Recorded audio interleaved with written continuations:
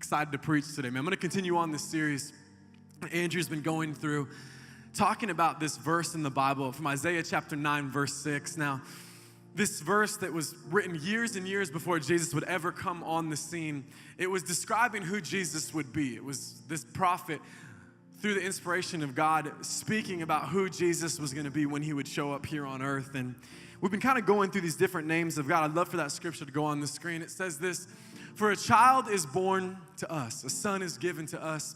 The government will rest upon his shoulders, and he will be called Wonderful Counselor, Mighty God, Everlasting Father, and Prince of Peace." And Andrew's been kind of going through the different things that mean. And I'm excited this morning. I'm preaching on the fact that Jesus is a mighty God, that he's powerful, that he's in control, that when he came to the earth, it wasn't in power, it wasn't only in weakness, but he actually did come in power, and he still today is powerful in our lives. And I'm going to read just one story out of the Bible this morning, and it comes in John chapter 2. And I vividly remember hearing the first time that I was preached this story. It was actually by our senior pastor. Andrew was my college pastor. I remember being a freshman in college and having Andrew preach this story for the first time and being like, what kind of church is this? I've never heard this story before. John chapter 2, it says this: "The next day, there was a wedding celebration in the village of Cana in Galilee. Jesus' mother was there, and Jesus and his disciples were also invited to the celebration. It says the wine supply ran out during the festivities. So Jesus' mother told him, they have no more wine. He said, dear woman, that's not our problem. Jesus is braver than me. Let me tell you, I don't speak to my mother like that. It's not my problem, Mom. My mom's like Alex's mom. She would not have responded back with, my time has not yet come. She would have probably responded back by slapping me if I said something like that to her. Anyways, but his mother told the servants, do whatever he tells you. So standing nearby were 6 stone water jars used for Jewish ceremonial washing. Each could hold 20 to 30 gallons. Jesus told the servants, fill the jars with water. When the jars had been filled, he said, now dip some out and take it to the master of ceremonies. So the servants followed his instruction, and that's as much as I'm going to tell today. We're going to go on the rest of the story later on in the message. But will you pray with me one more time today? God, I thank you so much that your word is alive and well today. God, I pray that Jesus, today, your word would do what it always does, God, which is give us an on-time, in-season word, Lord God. I'm believing for that today, God. We know, God, that sermons and songs don't change people's lives, but God, your Holy Spirit does. And today I'm believing you're going to do what you always do, Lord God, which is reveal yourself to us, speak to us in the way that only you can. In your name, Jesus. We all said, amen. You know, this morning for where I'm headed, I want you to take a moment to think about what this word mighty would mean to you, of greatness, of power. And depending on who you are in here, you probably think of different things. You probably think of different people. As different as a person is in here, it might mean something when you think of greatness. You might first have your mind go towards politicians, people of power. If you're someone that loves business in here, you might think about successful CEOs. Anybody else besides me a fan of the show Shark Tank? Okay, I'm a big fan. If that thing is on CNBC, I'm glued in. I'm on, okay? I'm watching it. I already know that if I ever pitched a product, there's only one shark that I'm going for, and you already know who that is. It's Mark Cuban, okay?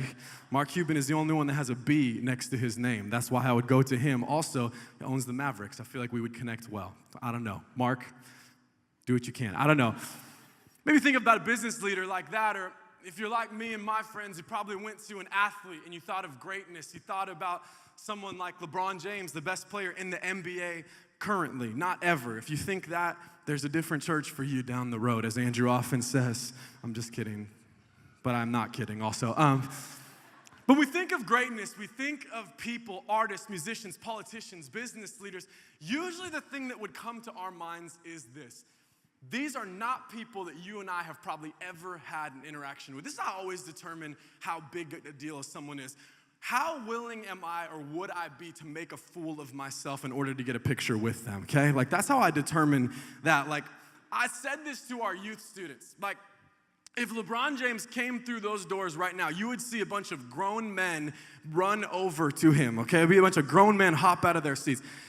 I always, like, what if LeBron really came through the doors right now? That'd be hilarious, right? He's not here. But I always think about that, like, but this is the thing this morning. as I was getting ready for this message, I had this thought. There's a lot of people in the world that would think those people are great, but there's a small group of people that to that person, they have a relationship with them. Like I thought about this, like LeBron James's kid, Bronny, look him up on Twitter. He's got highlights already. Okay, look him up on Twitter. To Bronny, that's not the greatest player in the NBA with $1 billion shooting contract, one of the most famous people in the world. That's dad. Like that's just pops. Like I thought about this morning, like to Drake's mom, that's not Drake, that's Aubrey. Whenever I tell that reference, I always can tell if I have, on Wednesday night, that one went off, okay? This morning, it was kind of like, who's Drake? Like, what is he talking about up there? I had an amazing lady came up to me after church at the first service. She said, hey, I have a reference that might work better for you. I said, please, tell me what's better. Tell me what would work better. She said, John Wayne's real name was Marion. So, to John Wayne's mom is Marion, okay? Does that work better? I'm sorry, I'll switch it for the next one from here. But I was stopping myself for a moment. I was saying, what is different for those people is really comes down to one simple thing, and it's proximity. If you're close to a person, it doesn't matter how great they are. Like to Drake's mom, she changed Drake's diapers, okay? You can't think someone's cool if you've changed their diapers before. It's not possible, okay? Because why? There's something about greatness that it becomes more approachable the closer you are with a person. Can I tell you this morning that the reason why that matters is because if you think about God as someone distant, far off, far away, and his greatness only applies in that way, you'll never come close to him. The reason why proximity matters so much when we talk about God is because God understood this, and that up until Jesus showed up on the scene, God was someone you could only visit in a temple, only visit by sacrifice. But in the book of Isaiah, it is promised that God will come to earth. He will send his son, and they will name him Emmanuel, which means God with us. This morning, it's good news for you and me that Jesus is with us. And I'm going to give you my 1 point early today. I don't normally do this in a message, but I felt like it made sense for today. But I want to tell you something, and my 1 point and my only point today is this. Jesus' might is not shown in his distance, but in his proximity. Jesus' power, Jesus' greatness, all of the above is not shown in his distance. It's shown his proximity. Jesus did not choose to show his greatness by being far away from us. Jesus chose to show his greatness in that he came close.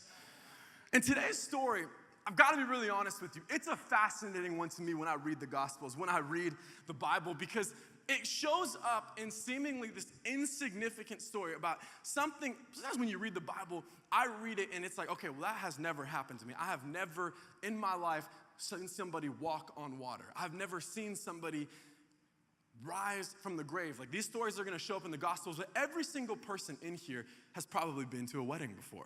This story meant even more to me because I just got married this last summer, and the story begins by saying that Jesus, his friends, and his family, they show up to this wedding, and it says that the ultimate bad thing happens. The wine runs out at the wedding, okay? I just got married, and let me tell you, if something that important for our wedding had run out, I don't know what would have happened. Okay? We started doing weddings a lot for Grace City Church, and I didn't really think that the term bridezilla was a real thing until I started doing weddings, okay? It's a real thing. My advice for all of you today, get a wedding planner. It's free advice. Anyways, as you go on from your wedding, too, I've kind of realized this. I keep finding out stories, like people finally work up the courage enough to tell me stories about things that happened at my wedding that I didn't know about. Like, it's continually happened.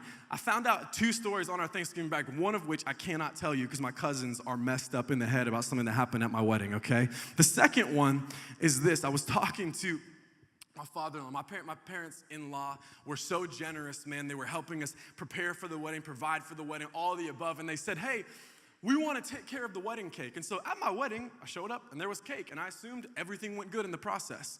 I found out this Thanksgiving that my father-in-law had forgotten to order the wedding cake until 2 weeks before our wedding, okay? And then in addition to that, I found out that they had driven we got married in New York City where my wife is from. They had driven almost into the city and the cake was still at home, okay? But I wouldn't have cared that much, but I'm sure somebody at my wedding would have cared if there was no cake and anything had run. So I think about the way this story starts. It's a simple thing, but it says that the supplies that they needed for the wedding weren't there. And I'm asking myself, why is this story even in the Bible? It's probably a pretty normal thing. But the Bible says that Jesus' mom comes to him, and she says this to him. She says, the wine's run out. We need you to do this. And she says, do whatever Jesus tells you to do. See, what this story is speaking to us today, and it's speaking to us all throughout time, is that Jesus is not just concerned with the huge moments of our life. He's actually really concerned about the details in the day-to-day of our life. Jesus is not just concerned about these gigantic moments about careers and marriages and family and job. He actually cares about the small details of our lives. This story about the first miracle that Jesus does is not going to change anybody's life, and yet it still matters to God. You need to know this today. You and I are way too quick to separate things in our life as spiritual and secular, meaning I'll take care of this. God, there's a few things I want you to take care of, but the rest of it is on me. And this story just speaks to us once and for all. Jesus cares about both. But here's what I know in my life, and it's the same for you probably, is that if I'm not close with somebody, I'm not going to call out to them in my time of need. Proximity matters. If you're close to Jesus, you cry out to him. If you're close to Jesus, you call out to him. Another thing happened to me. I remember when I first moved out of my parents' house. Up until that point in my life, if something bad happened in the middle of the night, I was yelling, Dad. Like, that's okay. Dad, take care. Dad, oh my gosh, Dad, you got this, okay? But when I was 19, my friends and I moved into this house in between our summers of my freshman and sophomore year of college, okay? And the reason why I moved in this house in not the best area of our town is because this lady had said, hey, you can live in this room in my house for $100. Now, it was not $100 each, it was $100 total, okay? The price was right for that room. So me and my friend Ben and my friend Earl moved into a bedroom that, I'm not joking you, was half the size of this stage, okay? 3 guys in there. We only had 2 beds. Whoever got home first got the beds. Like, this is God's honest truth about how I lived, okay? I'll never forget this moment. Have you ever had this feeling where you wake up in the middle of the night and feel like somebody's watching you? Just me? Okay, cool. Just me. All right. I'll never forget this, man. We were asleep in our bed. It was the night of the 4th of July. We'd all gotten home, and I'm not kidding you. This is the truth. I woke up to someone staring over me in a window as our house was being broken into, okay, the house that we lived in. And in a moment, I have this freak out, like, oh my God, I need to yell for my dad, because a year ago I was living with my dad. But I realized who was in control, because who I did yell to was Earl. I was like, Earl, come on, there's people. Earl, come on, Earl, let's go. Earl's my bigger friend, you know what I'm saying? So I was like, you take, I'll clean up. You get the first hit, though. I'll clean up afterwards, okay? I'm coming out of the room like this. I'm not joking. This is what happened, man. We walk out, and these people were breaking into our house. They got in their car and peeled out, ran away, and we're like, yeah, we got him. Yeah, that's right. It was mostly Earl, but, you know, we ran out there, too. Here's what I know, man. You call out to whoever you think is in control. And Jesus, in this moment, we find out that even at the beginning of his life, his mom understood something about him, is that when there was need, Jesus was able to provide. See, I think you and I are still in the process of trying to figure out if there's a need in our life, who we call upon. You and I are still in the process of trying to find out when something is going wrong, who is the person that we're supposed to be speaking out to. And can I tell you, the most encouraging thing that you might hear in church today is that you do not need to be the answer to the prayers that you're praying. I think so many times we get these lists of things that we're praying for in our lives, and we don't know how we're going to accomplish them. You're not going to. God is. Come on, it might be the most encouraging thing you hear today, that the child that you have that is far away from God, that Jesus is more concerned about going after them than you are. It might be the most encouraging thing you hear in church, that the sickness in your family, Jesus wants to heal more than you want to see it healed. It might be the most encouraging thing you hear, that the job you're looking for, God is able to provide for. You don't have to be the answer to your prayer, but the problem is, if we don't cry out to Jesus, it becomes about us. I've lived seasons in my life where I'm looking to be the answer to all my prayers, and I'll tell you what, that is a defeated way to live life. I love this story. The Bible says that Mary says, just do whatever Jesus tells you to do. The story continues to go on, and it says that Jesus goes over to the servant, says, fill the jars with water. It says, standing nearby were 6 stone water jars used for Jewish ceremonial washing. Each could hold 20 to 30 gallons, okay? Now, this trash can here, which I hope none of you would drink out of, but I found in the basement, is 30 gallons, okay? I want you to think about this story. It says that there was 6 of them that were over 30 gallons. Jesus says, fill them up all with water. It says, keep filling them up. And then it goes on, and it says, when the jars have been filled, now dip some out and take it to the master of ceremonies. So the servants followed his instructions. And it says this, when the master of ceremonies tasted the water that was now wine, not knowing where it had come from, though of course the servants knew, he called the groom over. He says this, the host always serves the best wine first, he said. Then, when everyone has had a lot to drink, he brings out the less expensive wine. But you have kept the best until now. Guys in church this morning, that means exactly what you think it means. It means that he didn't bring out the best wine when people were sober, he brought it out later. Oh my God. This morning I could tell people were not feeling it at 9:30 when I said that in the store. They're like, what is he talking about? That means exactly what you think it means today in church. It means that the master of ceremonies, the wedding planner, is like, this is the best stuff that you have served all day, and people have already been partying for a while at this point. What is happening? But I want you to think about it even further this morning. It's this. That's over 180 gallons of wine. That's a lot of wine. I've been to a lot of weddings. None of them, when they're halfway through, need another 180 gallons of wine. None of them, okay? Got white people out there dancing. They've already done the wobble at that point of the thing. You don't even need that much at that point. But this says something about us, to us, about who Jesus was. Jesus easily could have said, okay, here's just this little amount I'm providing for. This is for the bride and groom. This is for the family. But something is revealed about our God, and that it is not just good enough for God to provide just enough. Our Bible says that our God is the God of more than enough. And so in these moments when he says, this is ridiculous. But Jesus is like, yeah, if I'm doing this miracle, 180 gallons are being made, and this can be the best stuff you've had all year. Why? Because our God is a God of abundance. Our God is a God of more than enough. I remember I had to go to one of these restaurants for the first time when I started dating my wife, and I can't stand these restaurants. I think they're a scheme of the devil, okay? Just gonna be really honest with you today. And that is tapas restaurants, okay?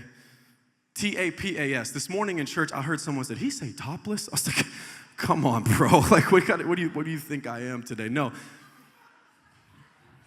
T-A-P-A-S. If you've never been to one of these restaurants before, this is what it is. Men in here, it's not a place where single guys go. Single men in here, don't ever go to one. What it is are these restaurants that they've decided where they can make the food bougie enough and give it fancy names that they can make you pay $40 for portions that are like this big, okay? This is what it is. Remember the first time we went to one, they handed me this taco. I was like, oh my God, babe, they give us appetizer tacos. She's like, no, that's the whole meal. What is this place? Not a place I would ever go. If I'm spending $47 on a meal as a single man, they're wheeling me out of there because I ate so many meals, okay? I can't stand those places. I remember this last year, Chase and I went to New York City for work, and we decided that we both love sushi. We're like, we're gonna save up, and we're gonna go to like a legit New York sushi place. Like not a sushi go round place, we're going to a real sushi place, okay? So Chase and I, Chase is a little better at looking stuff up. So Chase had kind of asked our friends, picked out the best one, and we showed up to this sushi restaurant in New York. We walk in there, get off the train, we go in this thing, had like a glass door that opened sideways. I was like, this is nice. I'm like, what is this restaurant? He said, oh, Wagner Party of Two. I said, yes, that's us, Wagner Party of Two, me and Chase, okay? And I knew it was gonna be good when we walked in there. And they take us over to our spot on the bar, and I realized they have a chef that is just for me and Chase Wagner Party of Two right there, okay? Can I tell you, when you go to a place like this, the only question they ask you, it's a great question, is there anything you don't like? I said, no, sir, have your way. Do whatever you want. And what proceeded to happen, not only did they bring out the classic ones you would think like salmon and yellowtail and tuna and all of these things, start bringing out crazy stuff like sea urchin and eel and squid, and I didn't like that one as much. I was like, ooh, choke it down, because I know how much I paid for it. I'm like, yeah, I'm just gonna eat that. I'm not leaving that on the plate. Keep eating and keep eating and keep eating. And I realized in this moment, until I tell them to stop, this food is just gonna keep on coming out. The best sushi I've ever had is just gonna keep on coming out. But for the sake of Paige and Natalie not murdering us, we eventually stopped, okay? I remember we walked out, we paid the bill, and I was like, this is one of the craziest experiences that I've ever had before. If I had stayed there, it would have kept on coming. I want to encourage you this morning that that's who our God is today. Our God is the kind of God that is able to provide more than we think he is. Our God is the God that is not providing just enough for you to hold on, just enough for you to barely hold on, barely wake up, live defeated, live broken down. Our God is able to provide. Our God is able to do more than we think he can do. And Jesus shows his cards in the story, and where he could have only provided a little bit, he provides in abundance. I'm gonna invite the band up as we get ready to close down today's service. Because you gotta understand this morning. Our God is the God of more than enough. Our God is the God of the overflow. And this amazing thing happens in this story, okay? Here's what you gotta know this morning about the Gospels. This 4 books of the Bible, Matthew, Mark, Luke, and John, they're written for one express, distinct purpose. And that is this, is that you and I could understand, could read, and understand who Jesus is. The only purpose of them. It's like 4 different guys telling a story about what Jesus did when he was on earth. So you gotta think about that this morning in the way, in the order in which they are written. Think about it like this. If you've ever read a good book, or you've ever watched a good movie, the opening scene matters. In John chapter 2 in this story, in this gospel, there's a lot of amazing things that are gonna happen in the Gospel of John that he takes note of, that he makes sure he puts in his story. In the Gospel of John, we're gonna see Jesus do incredible miracles. Blind people are going to see. Lame people are going to walk. Even in this story, it records that there's a man that's been dead in the grave for 3 days, and Jesus rises him from the dead, and he walks out of the grave. And if it's me and I'm writing this story about Jesus, I'm not starting with this random story about Jesus showing up to a wedding and providing some wine for people. Nothing would have happened if they walked out. The people might have been a little bit embarrassed that hosted it. They would have walked on, kept living their life. There's people in the story that are in the Gospel of John who are dead if Jesus doesn't heal them. Why would you tell the story there? What's the point of it? It's all found in verse 11. All found in verse 11. It says this miraculous sign at Cana in Galilee was the first time Jesus revealed his glory, and his disciples believed in him. This miraculous sign at Cana in Galilee was the first time Jesus revealed his glory. I was studying this week, and one of the commentaries I was reading said this, that a lot of our Bibles translate this word sign as miracle. All they say is this miracle that happened at Cana in Galilee was the first time Jesus revealed his glory. But sign actually means something different. Commentator was saying that what sign meant is that this is something that is going to help us understand who Jesus is for the rest of the Gospel of John. Where it shows up in John chapter 2, and the specific saying that this is a sign. Him saying this is who Jesus was. This revealed something about his character. This revealed how he was going to be for the rest of the Bible, the rest of the story, the Gospel of John. Some people don't know this, but I knew my wife for over a year before she ever agreed to go on a date with me, okay? And I remember as time went on, I started to be a little bit interested in her, and my friends were saying, come on, hurry up and talk to this girl. They're always like, man, I think you might be into her. You're kind of getting weird, like whenever you're around her, like that usually means something's going on. Like, and I did the thing that all smart single men do. I figured out what her schedule was, like kind of during the day, just from observing, and I would show up in the same place, not to like, talk to her, but just to be there and see what happens, okay? Like it was the weirdest thing. During that time of my life, for some reason, I always wanted coffee at 2:47 p.m. I have no idea why. Right on time, like clockwork. And I remember being there, and I noticed that this girl, Natalie, now is my wife, would always walk to the other end of this campus. I didn't know what she did down there. When I realized she was walking by, I would just leave because I was like, well, I guess she's not coming to talk to me. So I would just kind of leave, get my coffee, go back to my cubicle, cry myself. Just kidding. I'm just joking.